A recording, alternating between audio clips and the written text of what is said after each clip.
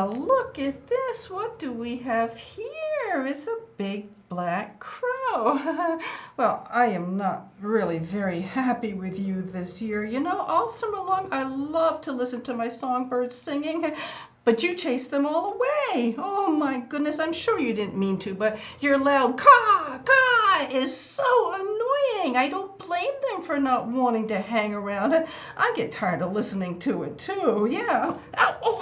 Wait, ouch, what are you doing? Don't do that, that hurts. I mean, don't get offended with me. I'm just stating the truth. You do have a loud, obnoxious bird call. Ow, stop it, please, that hurts.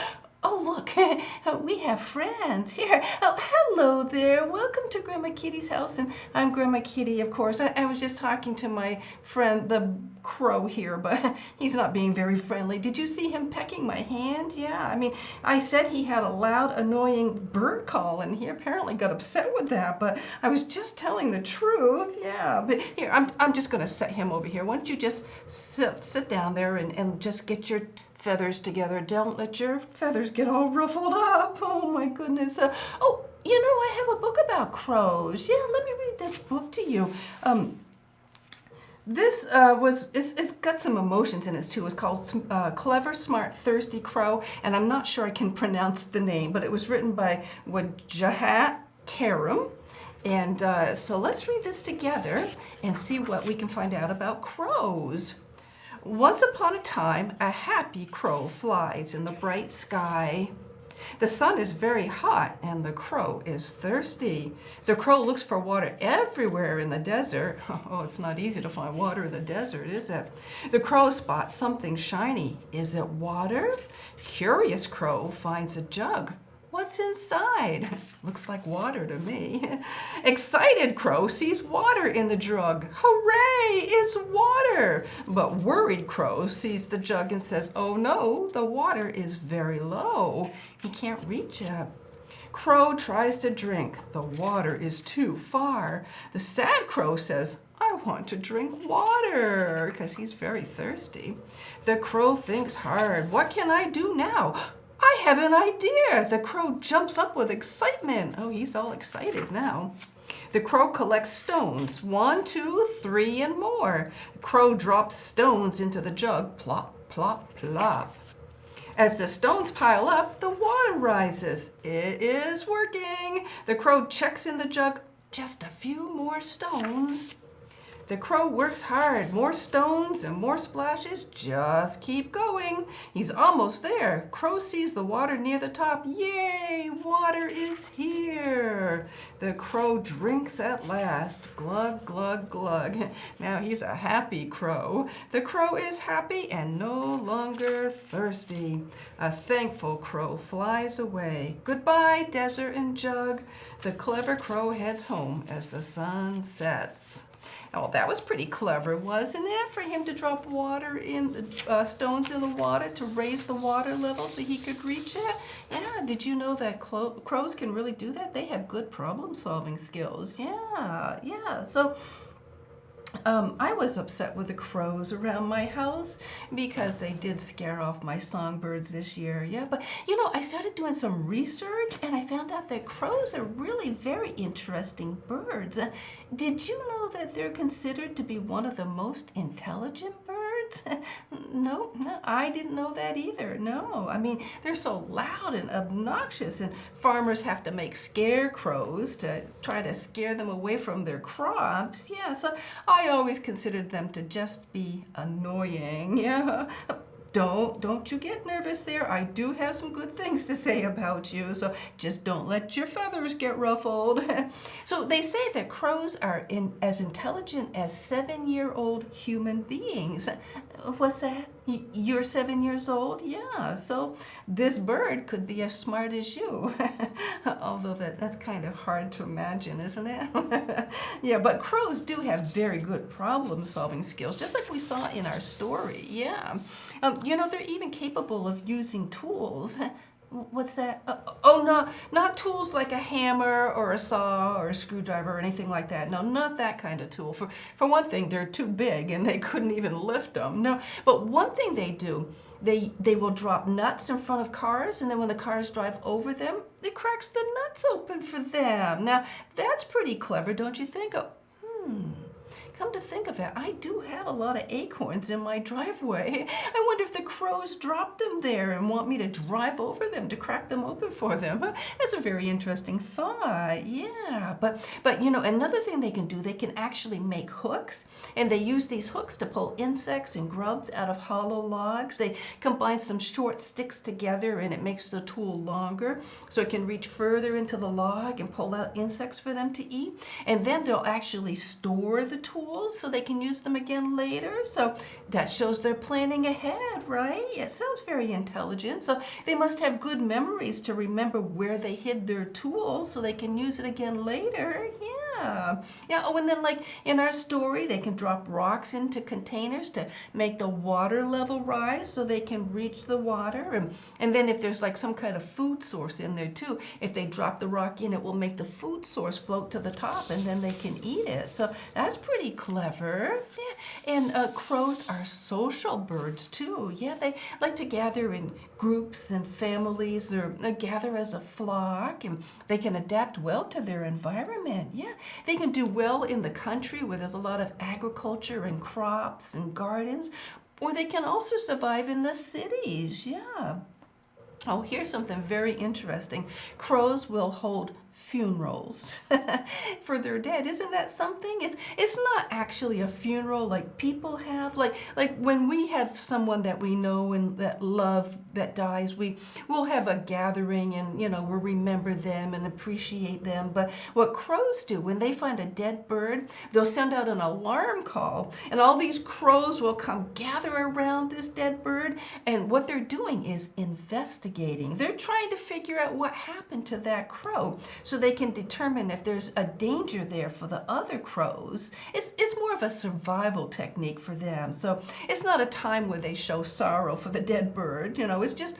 It's just gathering together to see if there's danger there. So if you ever see a bunch of crows gathered around a dead bird and cawing and making a lot of noise, well, it's because they're having a crow funeral. That's kind of funny, huh? And sometimes you hear them up in the trees, and they'll be making a racket up in the trees, cawing and making a lot of noise. And that's usually because they sense that there's a danger somewhere. You know, the other day, I was walking across the parking lot, and I heard a bunch of crows up in the trees cawing and making a lot of noise. Maybe they thought I was a danger to them.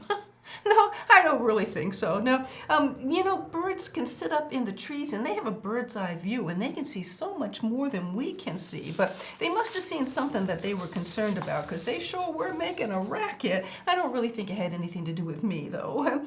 But they eat different foods.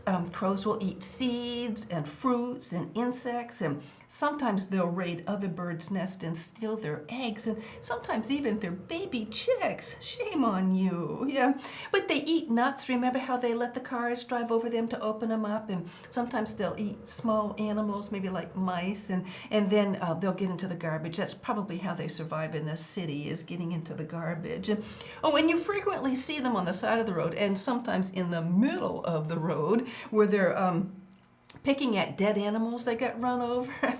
Aren't you glad you're not a crow? Oh, that's kind of gross, yes. But crows will typically live between 7 and 8 years, but in some cases, they've been known to live up to 30 years. That's amazing. So let me tell you some bad characteristics of crows, and don't you get mad at me. I'm just stating the facts. Yeah. Crows can be noisy and unruly. Yeah, they prey on songbirds and baby chicks. They raid crops. They'll pull out corn sprouts so that they can eat the kernels, which is why the farmers have to build the scarecrows to try to scare them away. What's that? Does a scarecrow really work? I'm not sure. I guess we would have to ask a farmer. I've seen scarecrows before, but usually just as a fall decoration or a Halloween decoration or something, I've never really used them in my garden. But But, crows can affect the songbird population, and that was my beef with them. And they can affect the gardens and the crops, which is the farmer's beef with them. Yeah, but, here's another interesting thing about them. They like shiny objects. Yeah, so if you leave something shiny, like a shiny piece of jewelry outside in your yard, and it comes up missing, well, it may not have been your brother or sister that took it. It may have been a crow. Yeah, they like shiny objects, and so sometimes they steal them. So what do you steal shiny objects for? It's jewelry. What are you going to do with it? I guess he's not talking. No, he's not going to tell me. He wants to keep it a secret. But crows are strongly associated with Halloween because of their black color. A lot of people use them for Halloween decorations, like for parties and haunted houses, because it makes it seem spookier, because they do look kind of spooky, don't they? Yes, I think they do, yeah. And some people think that crows are messengers between the living and the dead because they're often seen hanging out in cemeteries and graveyards. I went past a cemetery the other day, and sure enough, there were a bunch of crows in there. I have no idea why they hang out in cemeteries and graveyards, but that kind of makes them even spookier, huh? Yeah. Back in 1963, they made a movie called The Birds. And in that movie, the birds attacked the people. It was a horror movie, and I am not especially fond of horror movies, no. But do you know what kind of birds they used? Crows. Yeah. They used gulls and sparrows too, but most of them just looked like big black crows. Oh, it was scary. Yeah, I mean, here's the thing. You don't want to make enemies with a crow. They have the ability to recognize people's faces. Yep. And if they associate you with a bad experience, well, they could hold a grudge against you for years. Yeah, you don't want to upset them because they'll remember you. What's that? What will they do? They might dive bomb you. Oh, yeah. Have you ever had a bird dive bomb you before? It's very scary. I saw a bird's nest one time, and there were a bunch of little baby birds in there, and I wanted to see the baby birds. So I climbed up, and the mother bird got scared because she thought I was going to hurt her baby, so she dive bombed me, and I ran away screaming. It was very scary. Yeah, it was a very effective method to scare me away. Yeah, but that's kind of what was happening in the Birds movie, where the birds, they seemed like they were mad at the people, or maybe they felt threatened, so they were kind of like just dive bombing him. But anyway, you don't want to be mean to crows because you might regret it. Yeah, so we want to be friendly to our little crow here, right, little buddy? You and I will be good friends, even if you did scare my songbirds away. Yes. Well, I think it's time to move on to something else. So I brought today for Move and Groove, I brought Let's Get Crazy, because crows can be a little crazy, right? I mean, they're intelligent, but they're also kind of spooky. Yeah, so they're kind of crazy birds. But remember that your heart was made to beat, and it just loves it when you get up and move around. So hop up off that couch and join me. Let's see here. All right, let's see what we have. Here we go. Come on, clap your hands. Here we go. That's it. Yeah, we're all in this together and we're having fun. We're here to spread the love of God to everyone. Gonna get a little crazy and a little wild. Here we go now, come give it a try. Moving to the left now.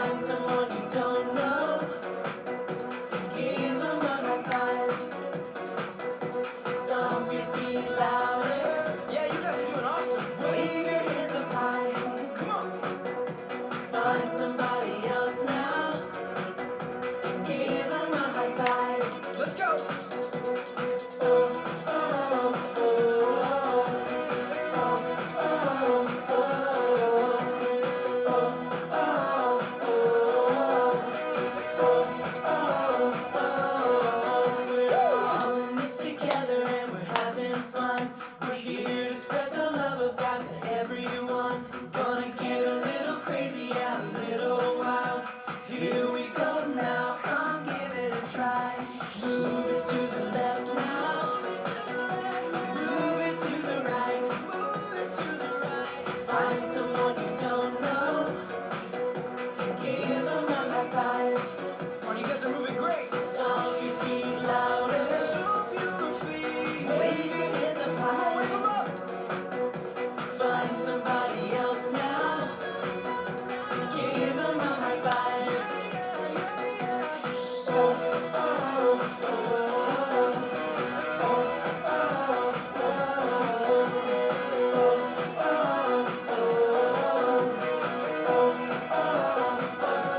one more time. Move it to the left now. Move it to the right.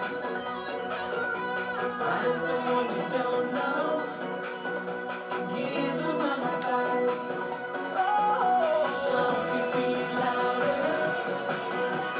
Wave your hands up high. Wave your hands up high. Find somebody else now. Give them a high five.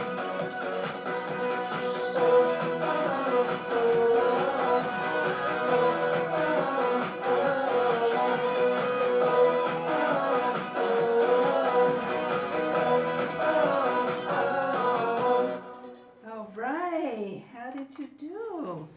Did you get up and move and groove and get some exercise and make your heart beat? Oh, our hearts just love it when we get up and move around. Yeah, they love it when we get exercise. All right, so let's check our bee bag. And remember, our bee bag are the things we want to be. Yeah, so let's just see what we have in here. Oh my goodness. Well, this one is really very interesting. I'm not really sure what this one means. What's that? Oh, you want to see it? Okay, it says, be a bird. Be a bird? Now that doesn't really make any sense, does it? I mean, our bee bag are supposed to be the things we want to be. Like, we want to be happy, we want to be friendly, we want to be kind, we want to be helpful and good. I mean, those are all things we can choose to be, but we can't choose to be a bird. I mean, we're human beings, we're not birds, right? Yeah, so I'm not really sure what this one means. What's that? You want to be a bird? You would like to be a bird? Oh, okay. Well, I suppose that there are a lot of neat things about birds. I mean, it would be really cool to fly wherever you wanted to go, right? And it would be neat to sit up in the tree and be able to see all around and have a bird's eye view. Yeah, I think it would be really cool to be a bird. So, okay, how about this? Let's talk about different birds and see what we like about them. Oh, I happen to have some birds here in my bag. Let's see what we have. Oh, look at this guy here. Do you know what this bird is? This is a bald eagle. Oh, I just love eagles. Eagles are so majestic and beautiful. Did you know there's a lot of different kinds of eagles? Yeah, I wasn't aware of that. There's actually about 60 or 70 different species of eagles. I didn't know that. And some of them are named after countries, like we have the American eagle, and we have the African eagle, and the Madagascar eagle. And some are colors, like the golden eagle and the black eagle. And this is the American bald eagle, and he's not really bald. It's just because he has a white head. Yeah, but they're only found in North America. They almost became extinct, but they're making a comeback. Did you know they're our national bird? Yeah, they stand for courage, freedom, and strength. Those are good traits, aren't they? And they're devoted. They mate for life. Yeah, so they are really cool birds.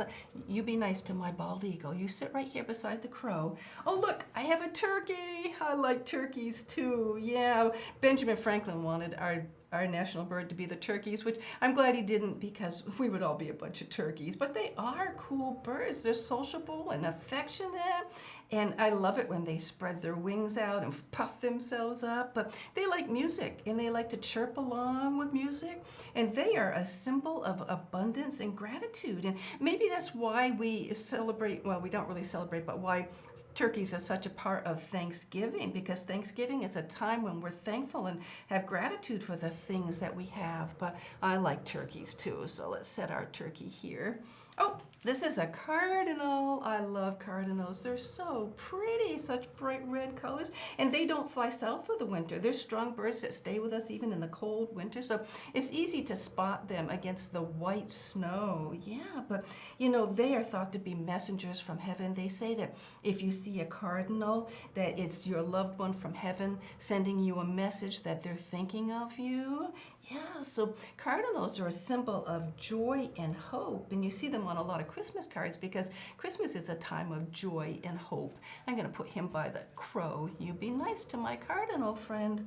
Oh, bluebirds. Oh, I like bluebirds too. Yeah, the bluebird loves to sing, and they are sometimes called the bluebird of happiness because they love to sing so much. They're friendly, and they are a symbol of good news and happiness and hope and love. Oh, just such amazing birds. And let's see what we have here. Oh, a yellow bird. Oh, isn't he bright and colorful? Yeah, so this could be an American goldfinch, which is sometimes called a wild canary. And I saw one at someone's bird feeder one time, and that's what I thought. I thought it was their canary, and it had escaped from their cage. Yeah, but no, it was actually a wild bird, and it was just flying around. Oh, so beautiful. So they're considered to be friendlier than most birds, but they're a symbol of sunshine because they're bright yellow like the sunshine, and they are a symbol of a bright future, new beginnings, positive changes. Oh, and he brings joy and happiness and good luck. Oh, just such a positive little bird. Let's set him right over there. Oh, what a nice collection of birds we have here. So if you could be one of these birds, which one would you choose? What's that? Oh, you would choose the cardinal? The cardinal? Yes. Oh, cardinals are very pretty birds, aren't they? Yes, and they are a symbol of hope and joy. Yes. And what, you would be the bluebird? Yeah, because the bluebird likes to sing. Oh, yes, I love to listen to the birds sing. Yes, yes. And you would choose the yellow bird, the goldfinch, yeah, because he represents sunshine and new beginnings, yes. And what's that? You would like to be the eagle because he's strong and he can fly high, yes, yes. And there's nothing wrong with the turkey, right? The turkey reminds us to be friendly and thankful for what we have, yeah. What's that? Which bird would I want to be? Oh, well, I don't know. That's a very tough decision. Yeah, I like them all. Yeah, I would have a very hard time choosing which one I wanted to be. Let's ask our friend the crow. Which bird would you like to be? Uh, he says he's happy being a crow. Yeah, he says he just would like to be a crow. Because crows are intelligent birds, yeah, they have good problem-solving skills, yeah, and they can adapt to their environment, yeah. They can survive in the city or the country, wherever they happen to be. And he says they can use tools too, yeah.